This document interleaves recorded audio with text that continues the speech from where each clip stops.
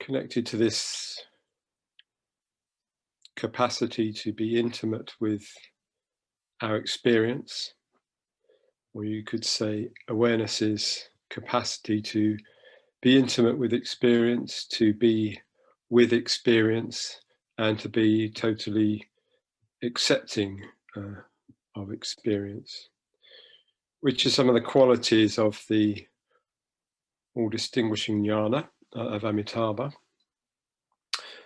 So each of the Buddhas of the mandala, who are kind of our hosts for this retreat, has a jnana, which means a wisdom or a knowledge associated with it, with them. So Ratnasambhava has a wisdom. I'm actually going to say a bit more about this on the Sangha night next week. We'll be going into this a bit more. So Ratnasambhava's wisdom is the wisdom of equality.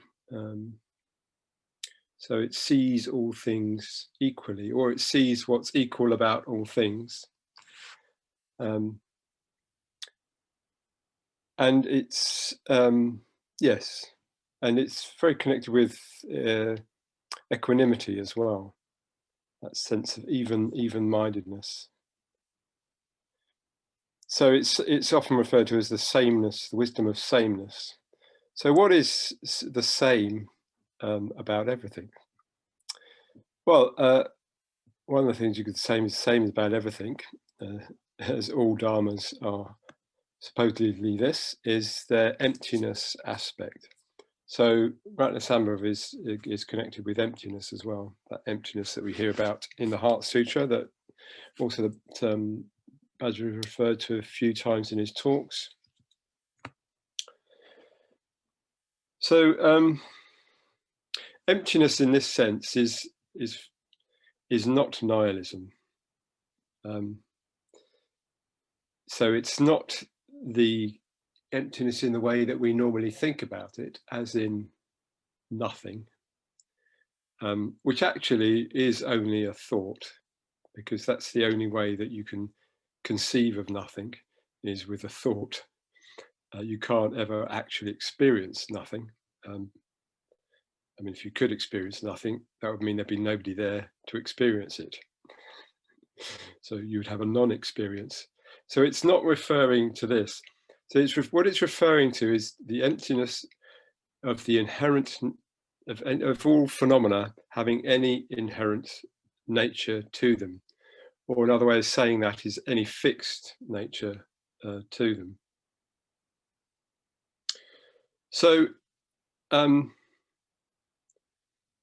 this is, I mean, it's, if there wasn't such a thing as emptiness, we wouldn't be able to experience anything. Because every single thing that we experience is through an act of movement. And movement means that things cannot have a fixed nature. So light would not enter your eyes, sound would not enter your ears, and therefore we wouldn't be having this experience, for instance. And Nagarjuna, you know, the great philosopher who talks so much about emptiness, well, talked about, you know, her.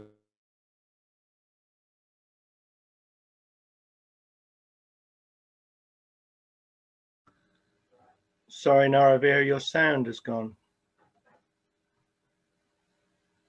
No? Not for me, it hasn't. It's fine for me. Okay. I can hear you fine now. Apologies. Okay, no worries. Yes, okay, so yes, so how do we approach this in some kind of practical way, you know?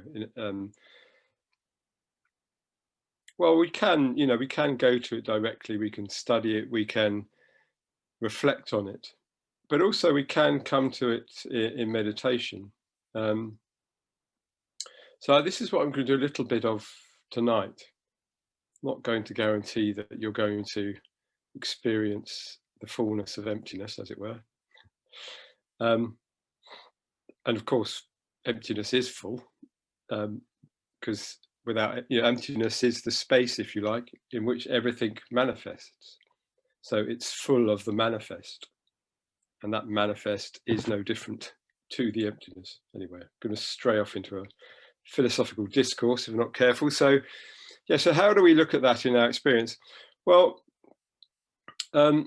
one of the things that tends to make us think that our experience is in some way solid is our thinking.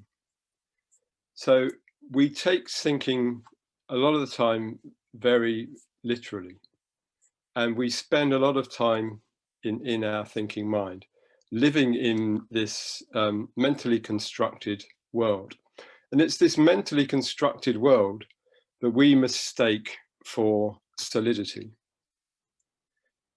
But if we look at that mental construction more closely, we can see that it doesn't have the nature of solidity, that our thoughts, just like other parts of our manifest experience, through the six senses, can be seen to be not solid in the way that we think it is.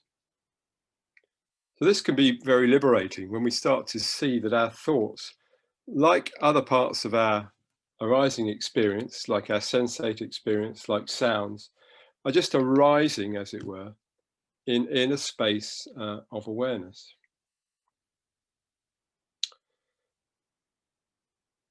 And that can loosen some of our attachment to thought, which is, a lot of the time, the root cause of our suffering. Okay, so it's quite a subtle thing. I mean, many of you probably, done this before, tried to be aware of thinking in your meditation. So not being lost in thinking or prapancha. So, I mean, that's not where we're lost in thinking, but where we're just aware of thought arising. And one of the ways that we can do this is, it's one of the ways that I do it, is to focus on more like the physical space in which thoughts seem to arise. And then we stay with that space, and thoughts just sort of come into that space. We see that they don't last. In fact, thoughts, for all their power over us, are incredibly ephemeral, of course. So we just stay with the space, thought arising, just as we would a sound appearing in our awareness or a sensation appearing in our awareness. Okay, so I hope that's clear. I mean, obviously you'll be guiding us through this in the meditation. So, if you're sitting comfortably, sit comfortably, get into a good posture.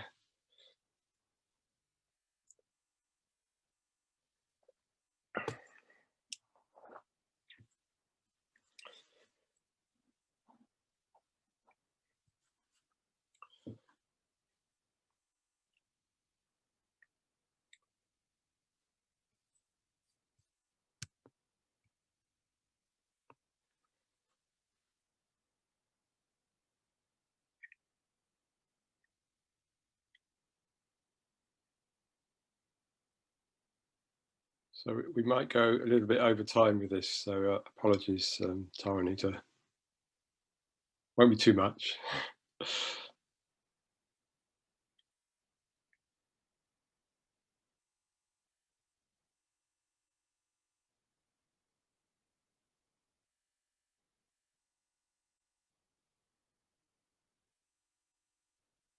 So becoming receptive to our experience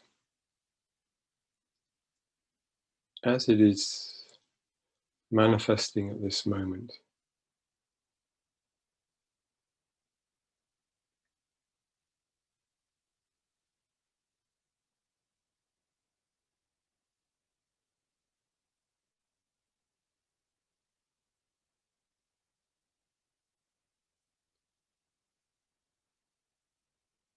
So our experience is the experience of the six senses, including the mind sense.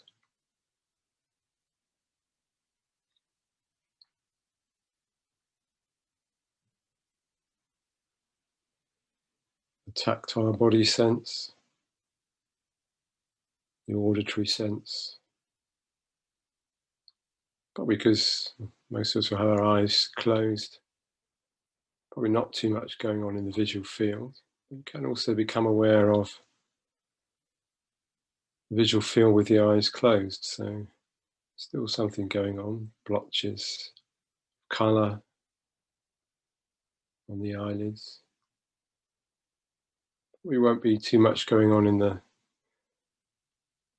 taste or smell fields.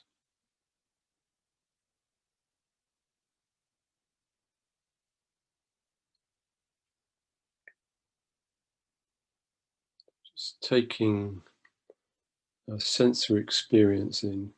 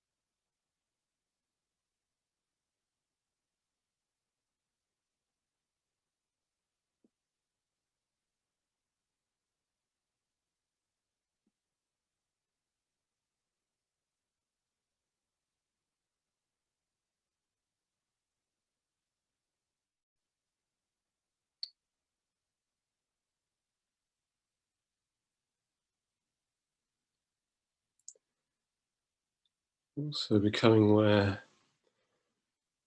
of a sense of space in which all of our sensory experience is manifesting.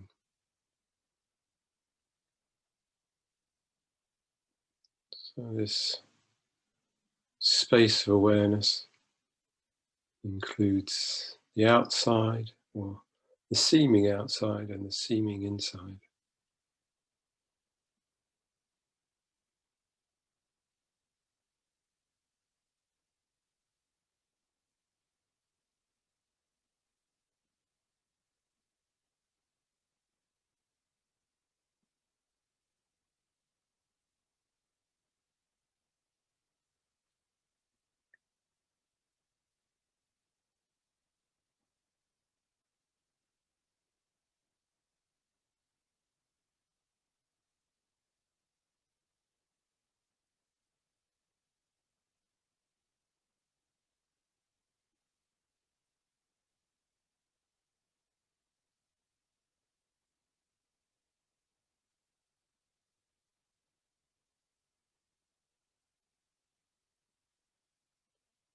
So can imagine the space like a vast blue sky,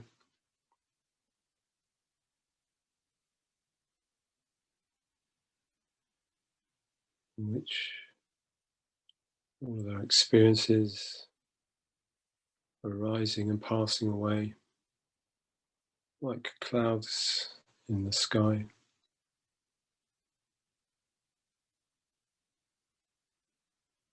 All our sensations of the body, the tactile sense, being very alive to all of our sensate experience.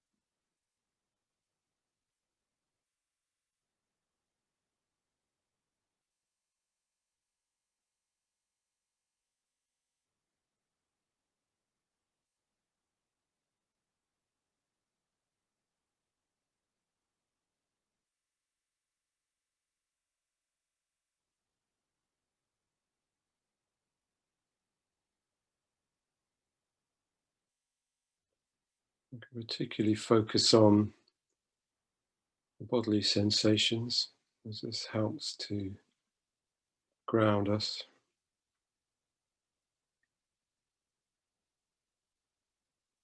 Really becoming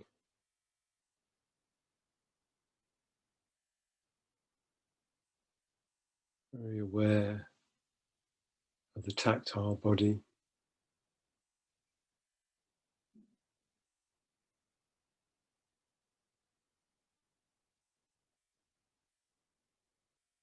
As it were, allowing awareness to flow into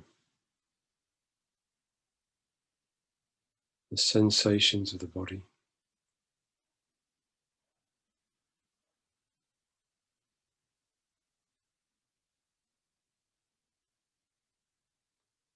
And become one with the sensations of the body.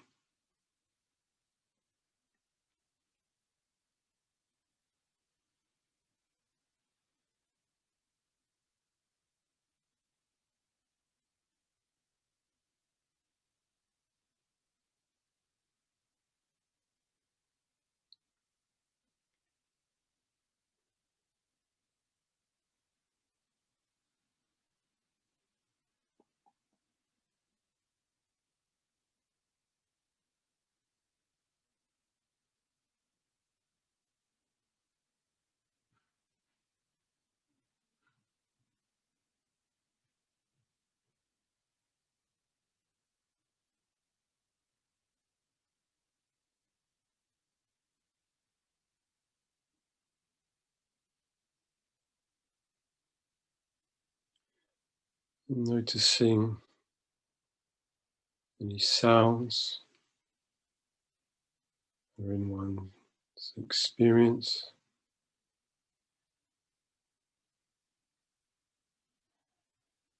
Can we get a sense of those sounds arising in the same space of awareness of the tactile sensations of the body arising?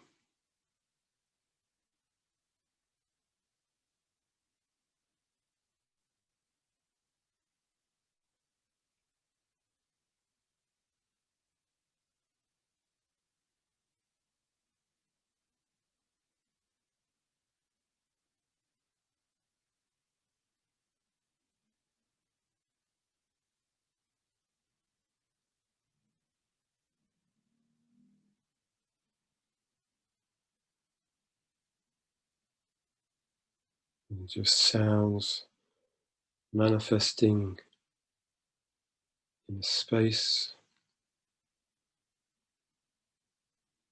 and that space is the space of awareness.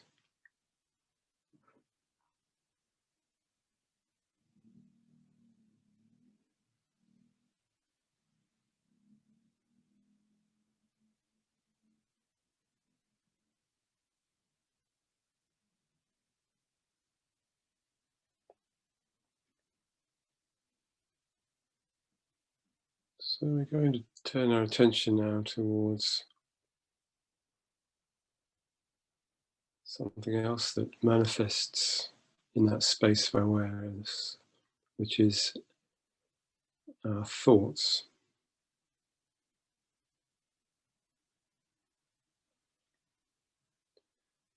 So one way to come at this without getting drawn off into thinking, which is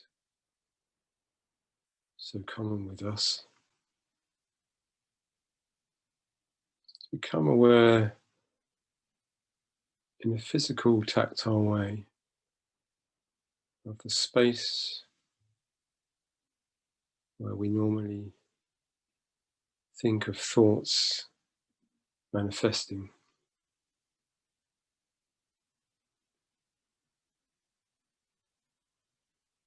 So this may be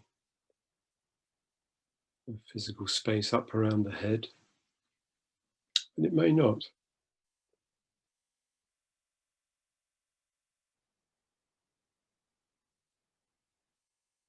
It may even feel outside the body.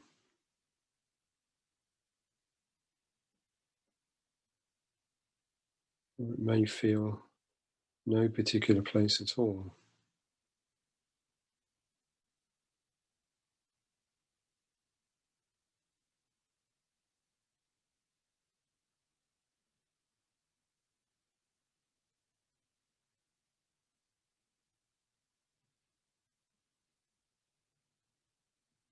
So sometimes by becoming aware of the space that thoughts arise in, can actually cause the thoughts to subside altogether.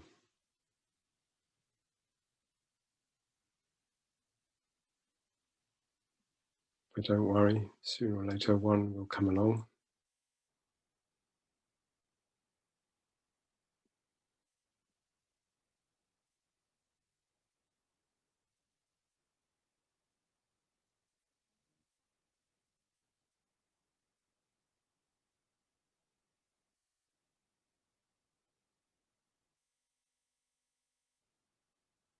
So we're just waiting, as it were, anticipating a thought arising in that space. But staying focused on the space.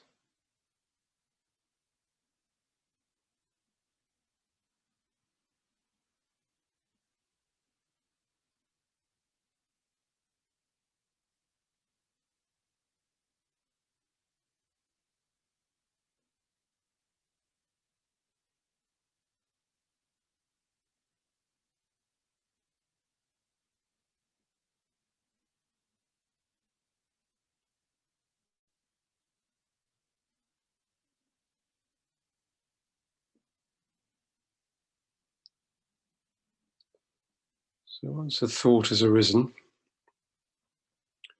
and I know by now many thoughts might have arisen, once we've become aware of a thought arising in this way, passing away, it's staying with the space, just allowing the thought to just rise and pass, and staying with the space in which it seems to manifest.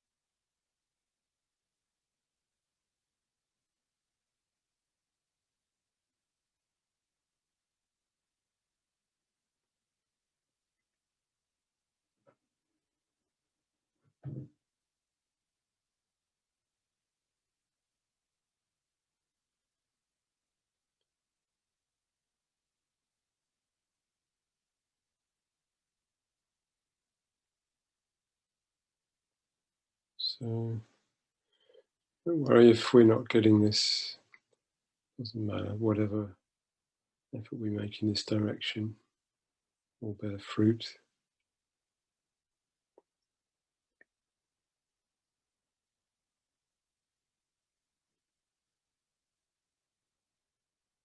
If we are able to stay with the space and able to notice the arising of thoughts,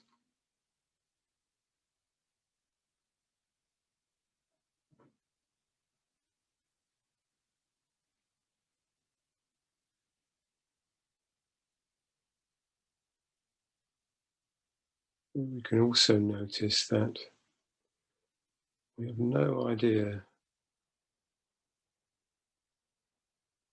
what our next thought is going to be. Or if you're not sure, test that in your experience and ask yourself, what's my next thought going to be?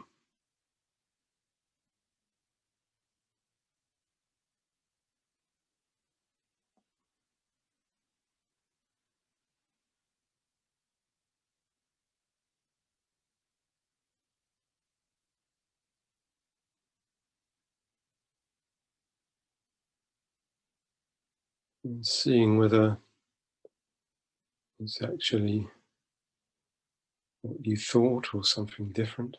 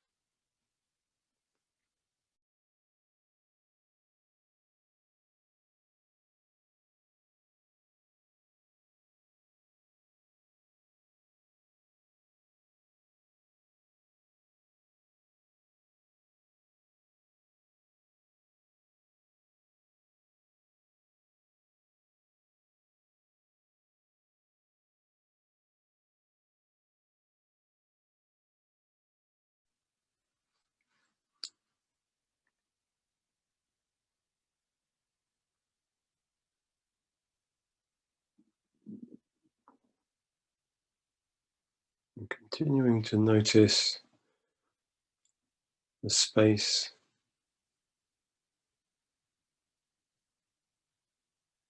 that thoughts arise in.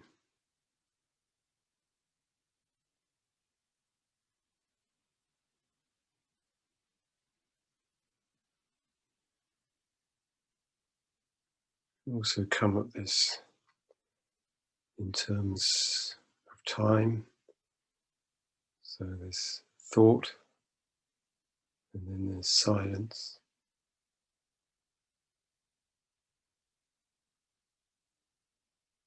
Shifting our attention to the space, to the silence.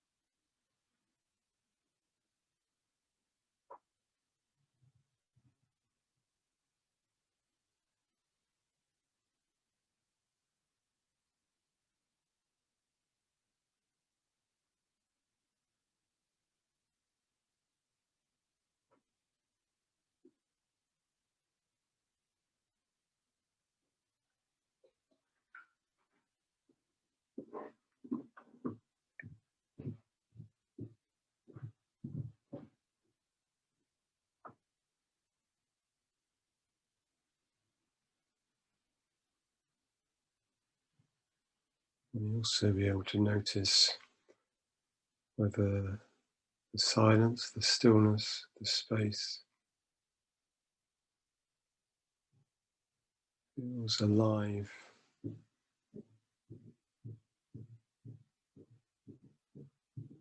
or even possibly a sense of knowing about it.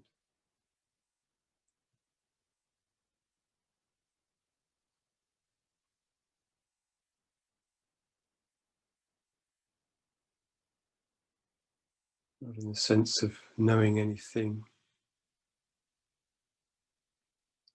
and in the sense of aware, sensitive, and knowing of everything and anything that arises in it.